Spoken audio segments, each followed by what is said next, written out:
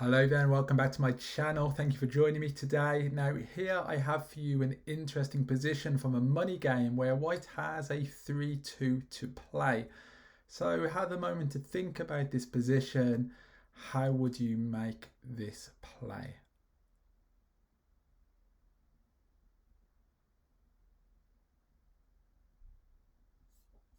Okay, so now I'm going to show you the right answer. Now, the right answer is 13 to 11 and 10 to 7, like this, resulting in this position where you leave 3 blots in the outfield. 13 to 11, 10 to 7. So very well done if you found this play. Not so easy to find over the board. Here we can see that the second best play is 13 to 8, and then after that the moves would become errors in green or blunders in red.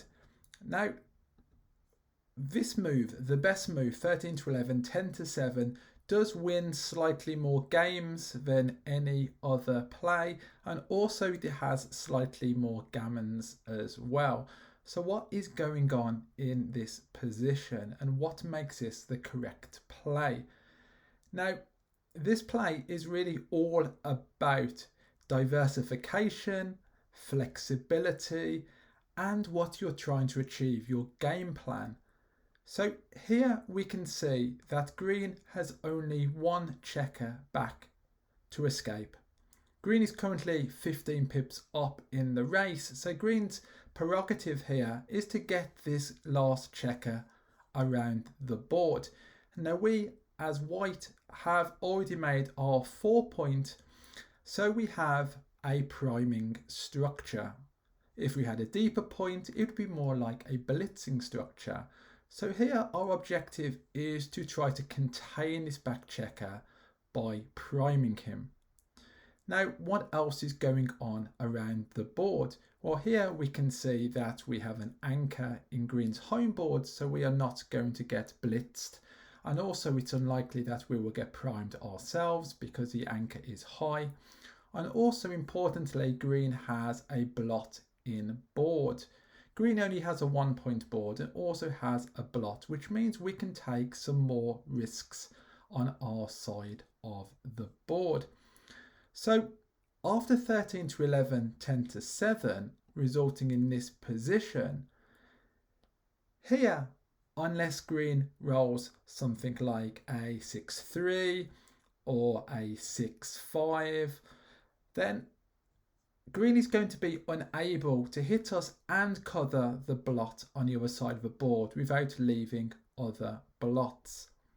However, if green rolls something like a 6-1, for instance, or a 6-2, then yes, he will be able to hit us here on the bar point, but then the 1 and 2 play very awkwardly because he's not going to be able to safety his blot in his own home board, and he's going to be extremely vulnerable to getting hit back by us as white, because even if when we enter from the bar we miss his blot in his home board, we're going to have ample opportunity to target green's blot in the outfield once he jumps out. And this is a key to this position, that even if green were to roll, let's say a 6-4 and hit us twice, then even in that scenario, we still have an opportunity to hit back. But if green rolls a 6-1 or 6-2, then we have a lot of counter attack, and we also have the stronger home board. We also do not mind being hit here as white because we are down in the race, and we have the safety of the anchor as well, which invites a bolder play. Of course, we are talking here pessimistically that green will hit us, but of course there are numbers which don't hit, and there are many numbers such as 2-3 or 2-1 or many rolls which leave green unable to fully escape, with us in a great front position with many numbers that can make the 5 point, can make the bar point, starting to prime and contain green's back checker. If you look at the second best play, 13 to 8, even though this is safe, it leaves no blots, it leads us to having a very inflexible position. So here, for instance, how would you play 6-1? Or how would you play 4-3? And we can go through all the roles to see, well, by making these plays, we would be leaving other shots to get hit back with. It's just not as constructive and not as flexible. Whereas here we can see 6-1 and 4-3 both play much better after making this boulder play over the board. We're not afraid to be hit back here, and even we can survive the double hit back because we have the anchor. We simply have to create a flexible and dynamic position which allows us to build our board and trap green's lone back checker more efficiently. Now, of course, if green's blot wasn't in board, for instance, if we make an adjustment, now we can see that things have changed and now we have to play safer. So just running a plus analysis on that. Now the only adjustment we've made to the position is that green has now made his 3 point and no longer has a blot in board. And now we can see that 13-8 is right by a large margin because getting hit now is too costly and we don't have the same repeating return shots and the counterplay that we had before.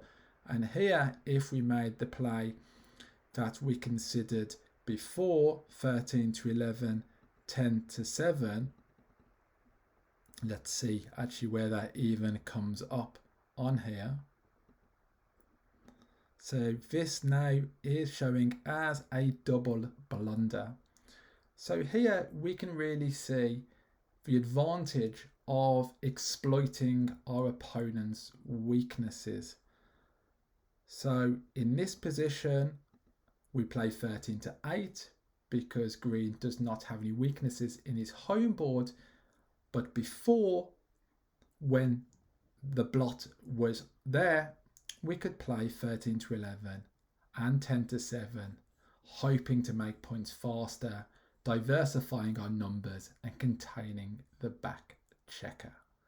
I hope you found that useful. Thank you for watching. Check out my other videos and see you soon. Goodbye.